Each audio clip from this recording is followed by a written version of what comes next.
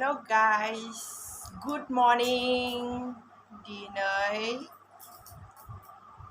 नैबे आंनि निउ ब्लगाव खुलुमबाय बयखौबो लोगोफोरनिसिम। ओमफ्राय आं इउटुब चेनेलखौ दासिमबो मोजाङै रोंजोबाखै, सेटिंफ्रा जाजोबाखै।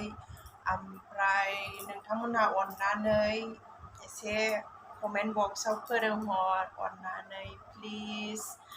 आङो भिडिअखौ खालामो ओमफ्राय सेटिंआनो जायाखै आंना दाबो। ओमफ्राय ओंखायनो अननानै लोगोफ्रा एसे हेल्प खालामहर। आंनि बे जाबा दाजा भिडिअखौ नायलांबाय था। मैगं हानोसै लोगोफोर।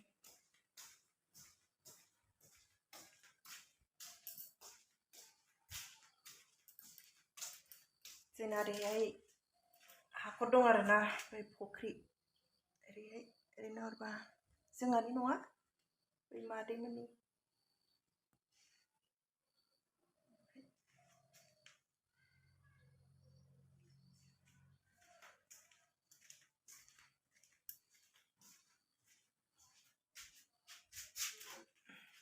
मैगं खादालाबाय आं, मैगं हानोसै।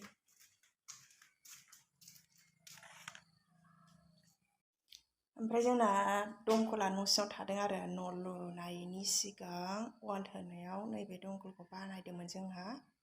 ओमफ्राय टेंकि बानायनाय जाथ'यैखाय बावनो दोनथ'दों आरो। बेखिनि आं दानिया नाखौ ओंखारसै, मैयानिसो नाया। ओरै दं आंनि नाया, फ्राय खालामनानै दोनदोंमोन आं। मोजाङै दं।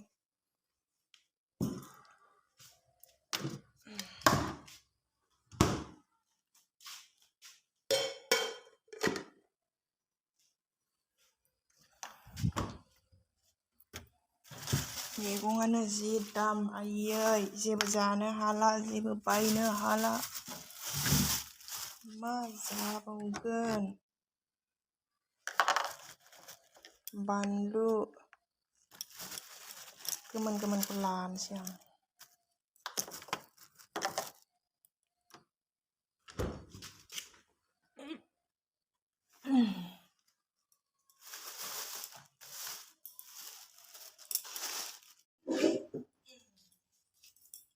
मैगं हानोसै आङो।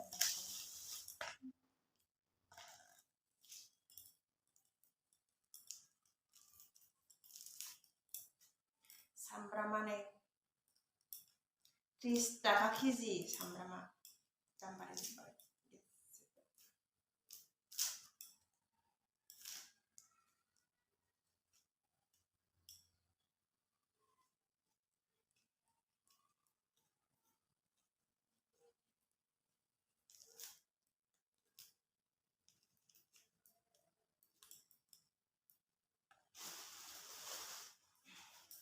50 थाखा केजि बे जिंखाया।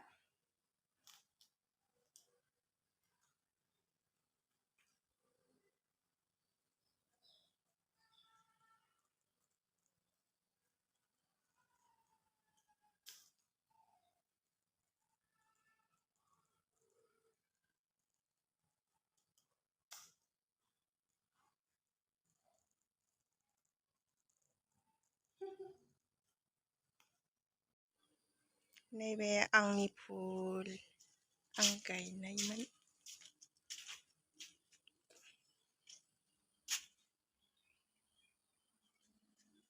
नैबेखौ जा मोजां मोनो।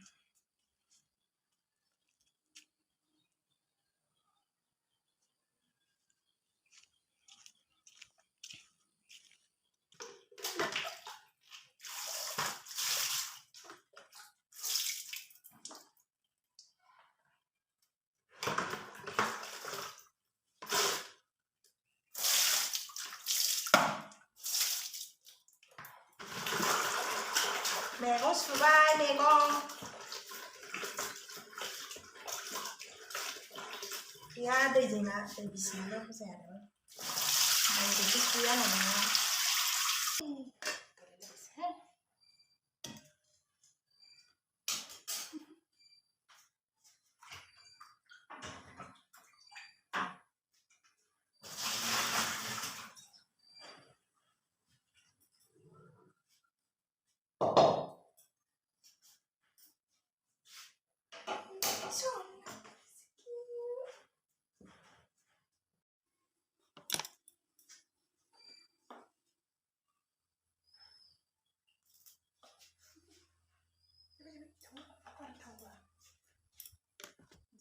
जाथारगोन ओमफ्राय पासफुरन सेरनोसै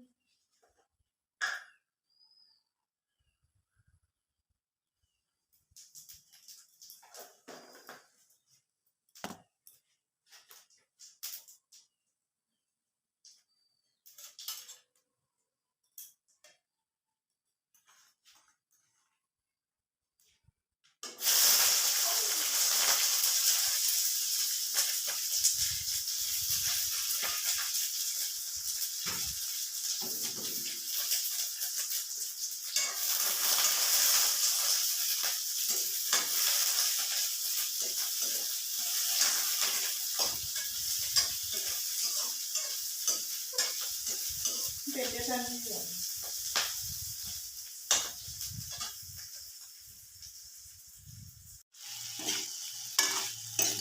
जिंखा खांख्रिखला लागायनानै नाजों संनाय जाबाय एवना लाग्रोनोसै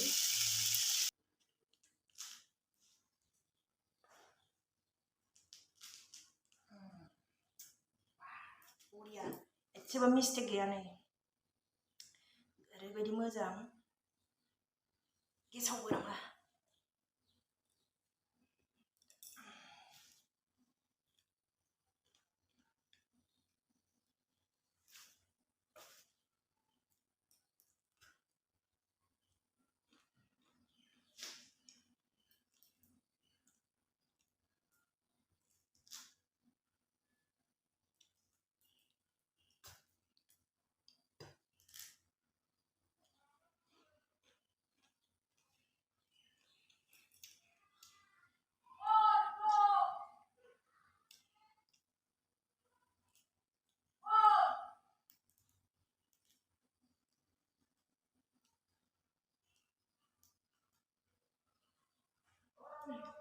गोजा मोजां